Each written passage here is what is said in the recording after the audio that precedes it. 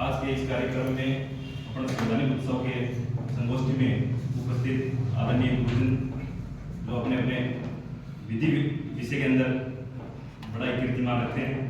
और सबसे पहले LLB फेस्ट में नव आगंतुक विद्यार्थियों का सेकेंड ईयर के सभी विद्यार्थियों की तरफ से बहुत बहुत स्वागत और संविधान दिवस की सबको शुभकामनाएं। मैं संविधान दिवस पर उन सभी संविधान सभा के सदस्यों को भी नमन करता हूं जिन्होंने इसमें संविधान बनाने की यज्ञ के अंदर अपनी अपनी आहुति दी। इसमें अपन डॉक्टर भीमराव अम्बेडकर साहब को मान सकते हैं क्योंकि बहुत सी समितियां थी, जैसे प्रारूप समिति हो गई, झंडा समिति हो गई, लेखा समिति हो गई।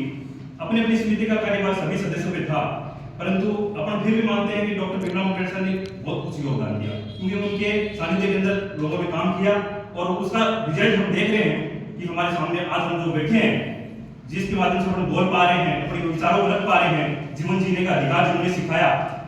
इससे पहले सबसे बड़ी बात है कि हमें गुलामी की दास्ता से मुक्त होकर के आजादी की तरफ बढ़ने का अवसर मिला, क्योंकि गुलामी का सही तात्पर्य उसी व्यक्ति को मालूम होगा जिसने गुलामी को देखा है। अपन ने गुलामी देखा ही नहीं। हकीकत में अपने को बढ़िया सारे पेरेंट्स की तरफ से, अपने सभी की तरफ से अपने को सारी व्यवस्थाएं मिलती है, अपन आते हैं, पढ़ने के लिए आते हैं। गुलामी अपने देश के क्रांतिकारी ने देखी और पराधीनता अपने देश के जितने भी क्रांतिकारी वीर हुए उन्होंने देखी, संविधान सभा के सदस्यों ने देखी। ये उस दास्ता को जानते थे कि अपने देश पे किस प्रकार की घोर समस्या आने वाली है, उससे निपटारा पाने के लिए संविधान का मतलब निर्माण किया गया, जो अपने देश को चलाने के लिए एक महत्वपूर्ण दस्तावेज रहा। और इस दस्तावेज को अब सर ने कहा उधार का खेला, तो कुछ और भी बोल सकते हैं, इसको व्यंग्य के रूप में ले तो बहुत सी बातें हैं, लेकिन मैं ये कहूंगा कि अगर किसी देश से कुछ अपने स्वीकार किया है और उसमें अच्छाइयां हैं तो किसी व्यक्ति की अच्छाइयां अपनाने में कतई कोई शोक नहीं होता। उस चीज को त्यागो जिसमें बुराइयां हैं। अच्छाइयां लेने में कभी अपना आप में नीचा फील मत करो, क्योंकि अच्छाइयां प्राप्त करने से कोई राष्ट्र कोई पैदा होकर लेता नहीं है। अम्बेडकर साहब ने भी स्टडी की है, विदेश में जाकर पढ़ाई की है, गरीबी से सबने अपने अपने संघर्ष का परिणाम है, नतीजा ही है। तो और वैसे देखा जाए तो अपना देश वैसे विभिन्नताओं में एकता वाला देश बताते हैं, विविधताएं पाई जाती है।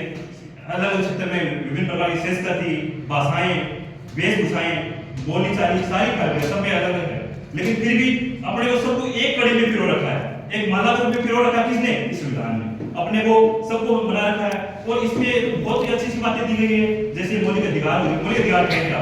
जीवन जीने का अधिकार, जिसमें बताया है भाग 3 में अनुच्छेद 12 से लेकर 35 तक मौलिक अधिकार देखो।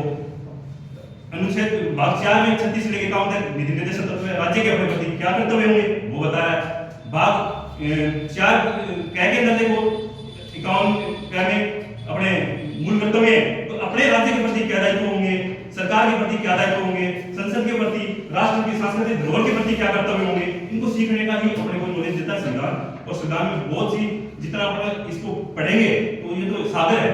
और मैं तो ये कहता हूँ कि जिसने लॉ नहीं कर रखा है, सबसे बड़ी बात है, अपन तो सब लॉ की फील्ड में आ गए, जिसने लॉ नहीं भी कर रखा है, अगर वो संविधान में थोड़ा वो पढ़ता है तो मैं कहता हूँ उसके लिए बहुत बड़ी बात है, वो कानून का जानकार होता है। लेकिन संविधान ढंग से पढ़े, संविधान क्या कहता है, संविधान में क्या सुनिश्चित किया गया है, इस प्रकार से सभी को बोलना है। तो ज्यादा समय नहीं, तो इतना मेरी बात मानी विराम देता हूँ। बहुत बहुत